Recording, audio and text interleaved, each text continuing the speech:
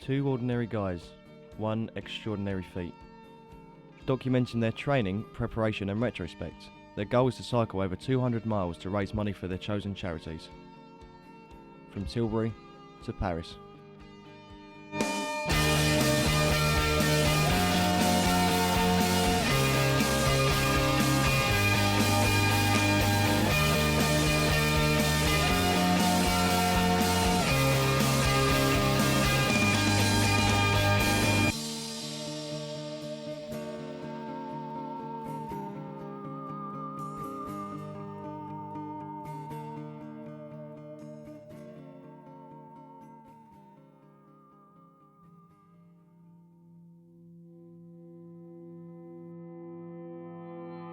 I'm Lee Tooey. I'm working security. I decided in October, November last year, I think it's around October, to start cycling to work. And then by Christmas, we kind of had the crazy idea that we were going to cycle from Tilbury to Paris over a couple of days. We didn't quite know how long it would take or how long it could take. So I sent a message out to my friend Dave, and we kind of put a plan together.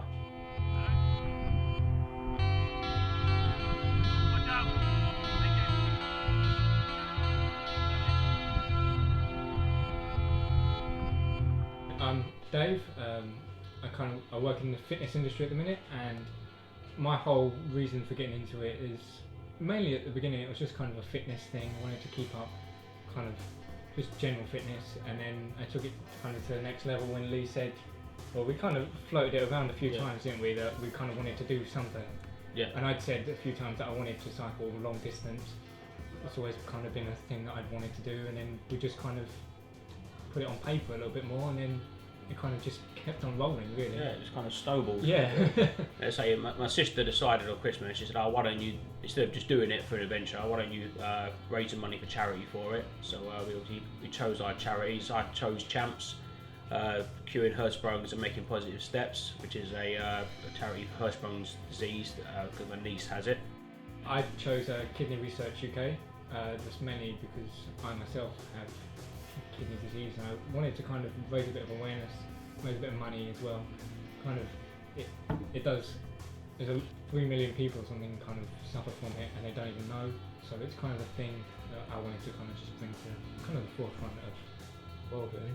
Kidney disease is a progressive loss of the organ's function, which is a long-term condition and cannot be cured. Hirschsprung's disease is a rare condition which affects the nerve cells known as ganglion cells of the bowel. The ganglion cells control the muscles of the bowel, and these muscles push along the bowel's contents. Vicky shares her experiences of her daughter Pippa, who has the condition, who had to be treated with months of surgery. She was born perfectly, brilliant weight, average weight. She was perfect, There was no sign of anything, and then the trouble all went from there.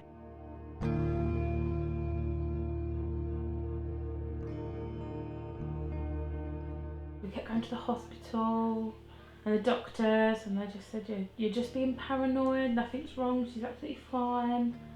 And I knew something wasn't right. She slept all the time, she never cried. And eventually, one day we went to her and she was grey and quite lifeless and unresponsive, and we was rushed to the hospital where they run a series of tests, and then we was blue light transferred to the London hospital in Whitechapel, where they run some more tests. It was only over about 3 days. In them 3 days she deteriorated enough that she needed to be sent to neonatal intensive care, and it was there that the doctor came in and just said, she's got this condition. And I remember the first thought going through my mind was, well, what's that? Like, I'd never heard of it. It's so rare, and that I knew that she needed to have surgery. So there I was with a 5-week-old baby, taking her down, putting her to sleep, and giving her a kiss, and leaving her in the arms of a man that I'd just met. obviously we had to then wait a couple of hours, and that couple of hours, me and my mum, we did a bit of research into what her condition was, and then unfortunately there's just not a lot of information on it, because it is a very rare condition. I mean, it's 1 in 5,000 babies in the world are born with Hirschsprung's disease, and there are different variations of it, and now we are just dealing with it as it, you know, it's a condition that there is no cure for. We have no cure. We manage it as best as we can, but at times, I mean, she can really suffer, and it can be, it's terrifying. I mean, the whole thing, I mean, at any point now she can get a bug, and for a normal kid getting a bug might put them out for a few days. Bugs can put people out for weeks and weeks and weeks. It's horrible. It's horrible. It's a horrible, horrible condition. And I think not having any clue in the beginning was awful. And then we found Chance.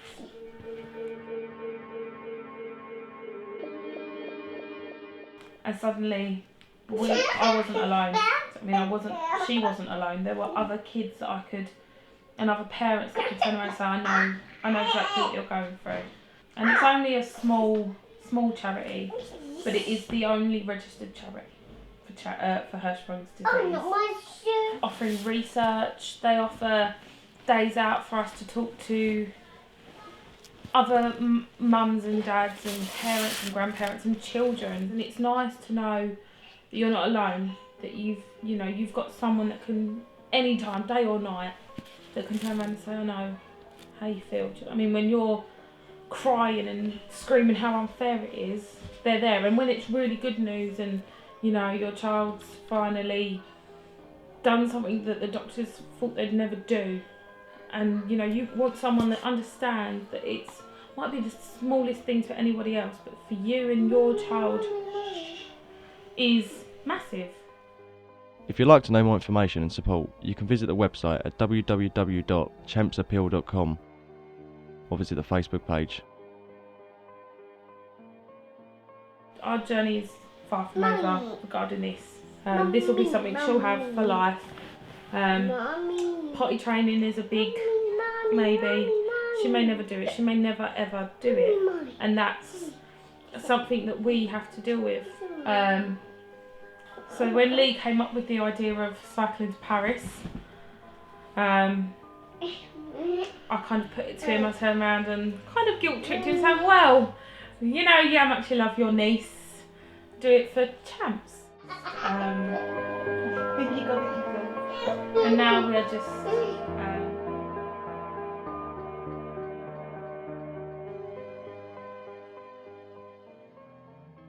After a few months planning, I say a lot of late nights, a lot of googling, a lot of looking. Obviously, we put a 3-day route together, made up the mileage. I think we made up to about a 200-mile route because we have to travel across the sea. So we would try to make a route that covered the whole distance, and yeah, we put ourselves to the test.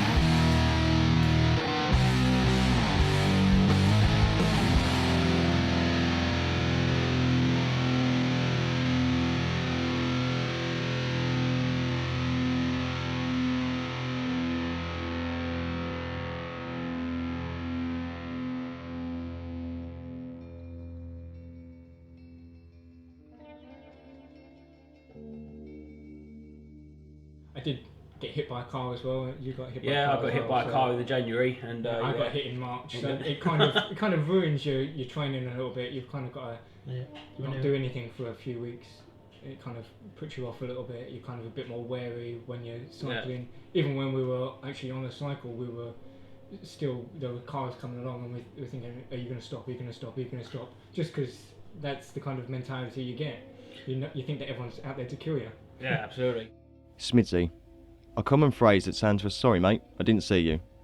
Due to its popularity, as a reason and excuse given by drivers who cause accidents for motorcyclists as well as cyclists. In 2013 alone, 19,438 cyclist accidents were reported to the police, with 109 of them being fatalities. According to ROSA, many cyclist casualties are not reported to the police. Even when the cyclist is injured badly enough to be taken to hospital, the figures also exclude cycling accidents that occur away from the road. Although the number of deaths is accurate, there could be up to 2 or 3 times as many seriously injured cyclists and double the number of slightly injured.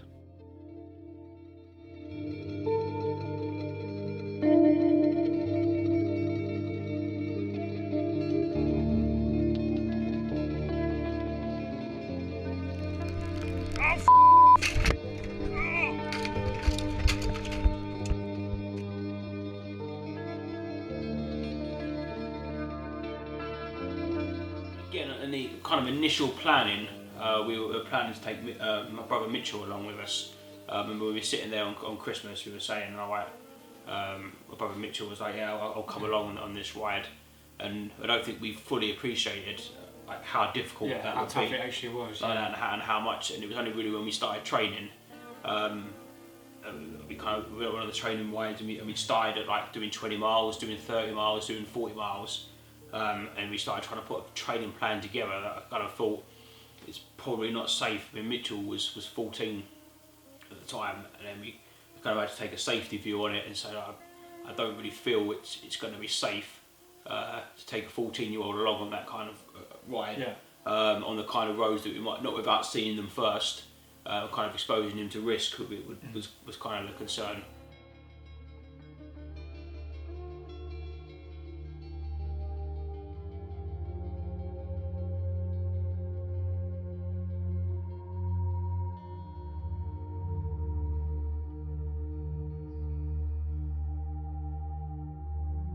Support we had from the public, and like from family and friends and stuff like that, when we said that we were going to do it, we opened the Facebook page up, opened the Just Giving pages, and then just kind of put it out there, said that this is what we want to do, and then we kind of hoped that we could maybe inspire other people that would think, oh, we can do something like that.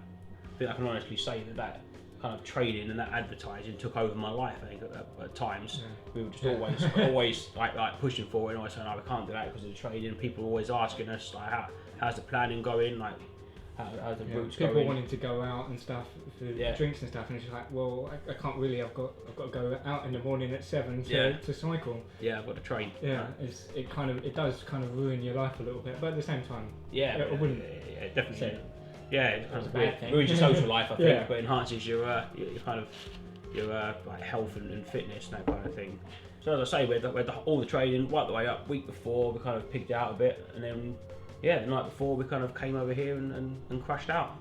That was it, ready for the big day, ready for the first day. Big bowl of pasta. Yeah. Oh, you had pizza, didn't you? Pizza. I think I had pizza and pasta. Pizza and pasta. Pizza and pasta. Yeah, I had a bowl like this, almost like a mixing bowl, just full of pasta, and just trying to scoff it down. And then just kind of got on with it, really, didn't we? For the first day,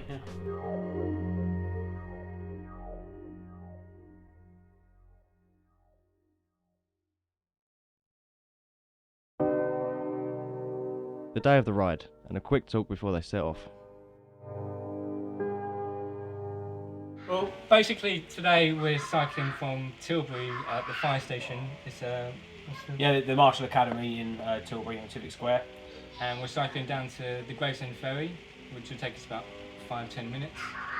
Getting across the ferry, which will take again about 15 minutes, and cycling from Gravesend all the way down to Newhaven, which is going to take us. Yeah, I think it'll be about 5 hours. I think with rest stops. 5.5 hours roughly. It's not particularly. It's far, but it's 60 odd miles. If we're travelling at even 10 miles an hour, we're going to have it done in and we're both a lot faster than 10 miles an hour. So Yeah, so it's the only day that we've actually on a little bit of a time restriction, because we have to hit New Haven for 9 p.m. to catch the ferry, which is at 11 p.m. So we need to have checked in by 9 p.m. So it's very Top Gear today. yeah, it's very Top Gear. We really need to get there on time. Some photos outside there, and then obviously straight down to the ferry at around 11:45 to catch the 12:12 ferry. So we're up against it a little bit. As I say, the weather unfortunately isn't on our side and hasn't been all day.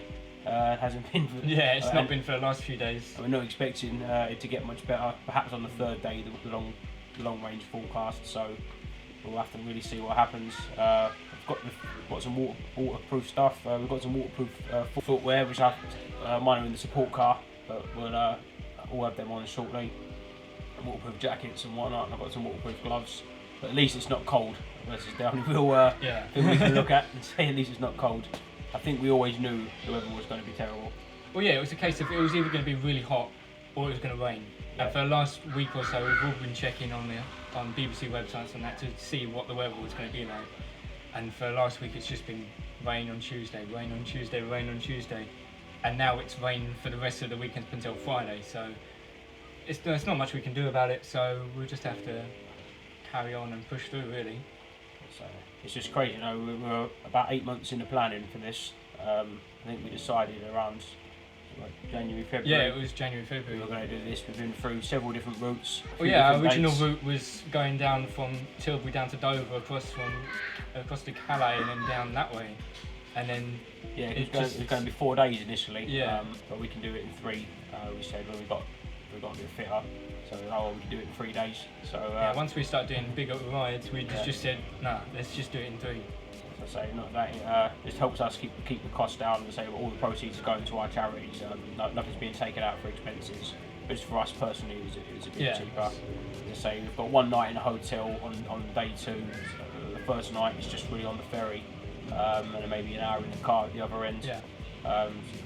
Weather depending, but let's just hope the rain's in our favour. Again, thanks for coming out. Thanks for your support.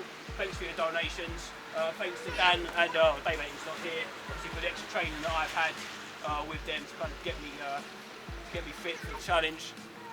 Thanks to everyone. I'm going to say thank you. And my mum. Happy birthday, mum. Sorry.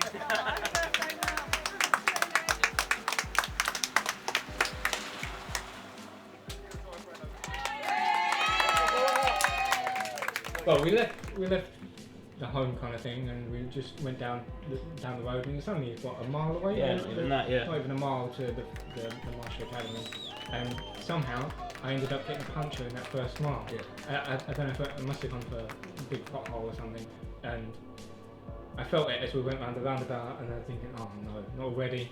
And then we got there, and I'm thinking, how do I break this to Lee?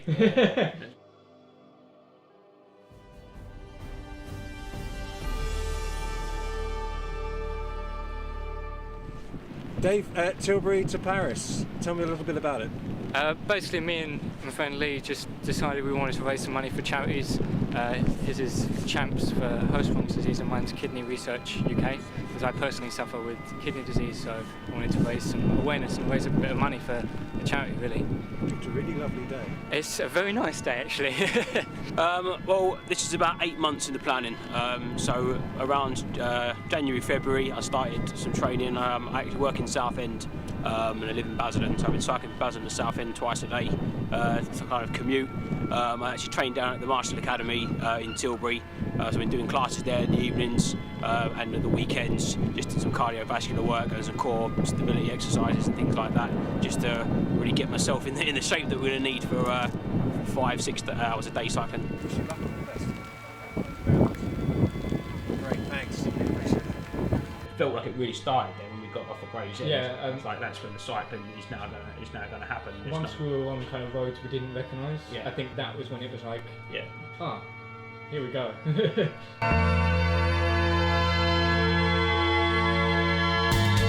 We'd gone down this alleyway that was no wider than a door. Yeah, it's down as a cycle route as well. Yeah, we went the tide left, and I just felt the back tyre go again.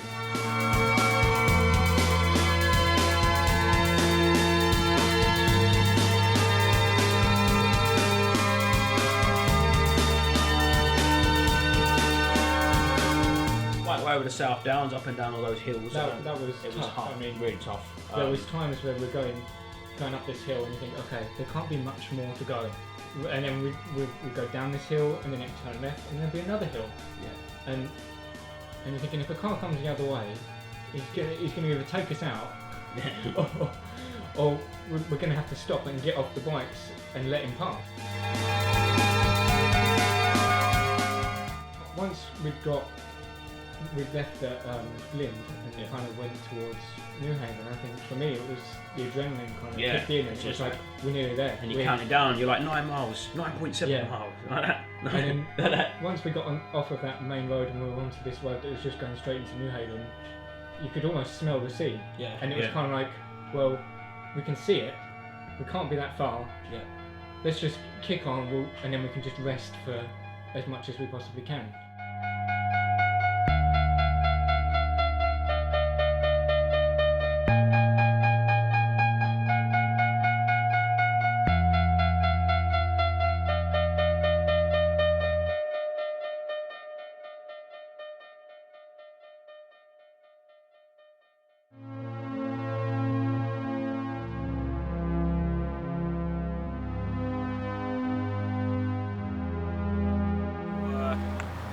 Got there, we just got to the ferry. Obviously we had to get the overnight ferry into Dieppe, which left about 11 o'clock and come back about 4 o'clock. So we didn't book a cabin because it was too expensive, so we thought we'd better sleep in the chairs. And I had the bright idea to sleep on the floor, so we slept on the floor on the ferry, which is not the most comfortable journey across. We just did a car park now just outside of Dieppe. So we're going to cycle back onto the cycle route and start the 70 miles from here. So we had a few hours in the car to sleep here. A good breakfast of sausage and beans. Good is very... From a boy in the bag jobber. So we're feeling good today. It's not a lot of climbing according to the map. It's 70 miles. So we should be in Forges Les Yeux by around 3 PM, time to check in for the hotel. There's no time limit on today, so just try and enjoy it, get a view of the scenery, and really get a flavour of France.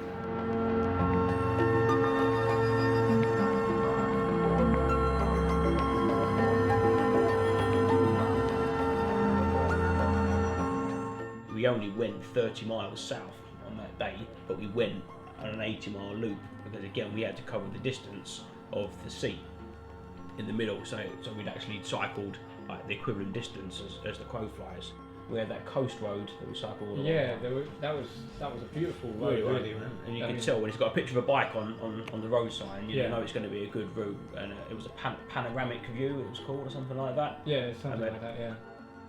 The problems we started to come across on day 2 was to do with kind of meeting the support crew on that one. So obviously we had a cycle computer on one of the bikes that just gave us the route, so we didn't know where we were, but we knew where we were in relation to the route. We had a couple of points where we kind of thought if it keeps being this hilly, then I don't know how long we're going to be able to carry on, because it's just so hilly.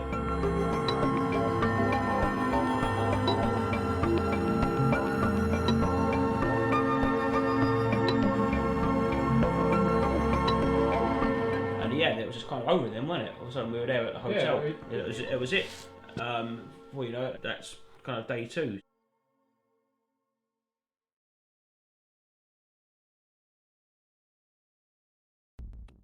We're in the town of Forges Les Yeux, which is around 70 miles away from Paris. So what we're looking at doing today, we're going to follow a GPX route down to a town called, I don't know how it's pronounced, Marines, basically, Marin. We're going to look at the quickest lanes in Paris to go directly. We estimate maybe about 7 hours, 8 hours maybe push, but we'll definitely be there before the sun goes down, which is what we want for today, for our victory shot. So, how are you feeling? I'll be alright onto cycling. At the minute I'm just like a bit groggy still. Yeah, that's the thing, you get really stiff. On day 3 now, it's 60 miles and 70 miles the first 2 days, so the muscles do get really stiff, especially when you wake up. It might take an hour or so to kind of loosen off, but hopefully we'll feel better in about an hour or so. We had a good breakfast, Good breakfast, yeah. Good breakfast. A couple of croissants. Couple of croissants, and some French bread and whatnot. So feeling a lot better than I was last night. So I think we'll do really well. So Not long to go, I guess. not long We're to just go. Pushing through now. Grinning and bearing it. Yeah, well deserved rest after today.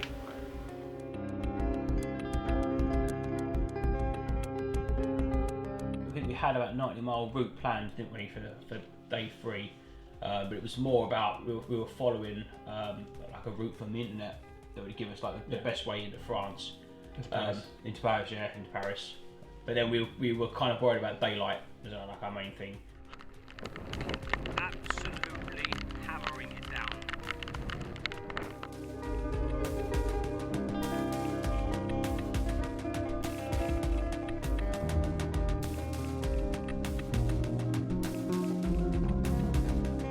It's been an adventure, let's say. Today has been particularly hard. Yesterday was pretty hard. The day before that was hard as well. So overall, it's just been hard. It's just been very difficult. It's just been hard. so many hills. There's so many hills to get over. The weather hasn't been particularly great, and that's speaking lightly of it. But that's just it really. We've had a great support team to help us out. So just kind of trying to push this last bit out now. Hopefully the wind stays like as calm as it has been. And hopefully we just hold a little bit of rain off until we get to the end. But yeah, I've got no energy left to articulate anything else. We were kind of like, right, the next stop now is Paris, and we will see you at the Eiffel Tower. And then I think that moment then was when I was like, now this is real. We were 180 miles in at this point or something like that into the ride. So we knew we had time on our side. We kind of had the spirit and the adrenaline. I think at that point we were saying like that. This last 30 miles is it.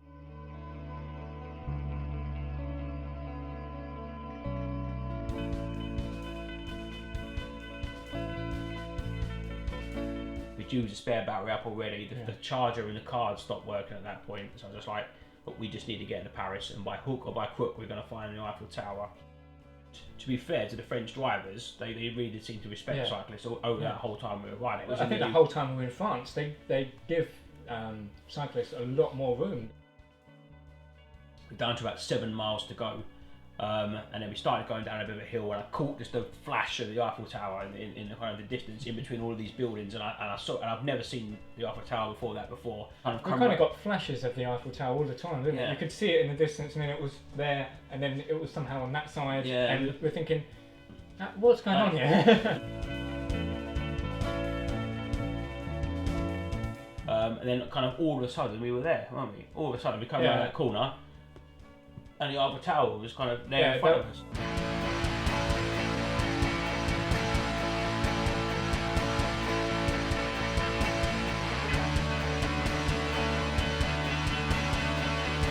With everyone else around, you're just like a couple of guys who are just cycling there. They don't realise where you've come from or kind of what you've achieved. And at that moment, you're like wow. And we're thinking, we actually did this. Exactly. And that was kind of like pretty amazing, that moment when we came around that corner.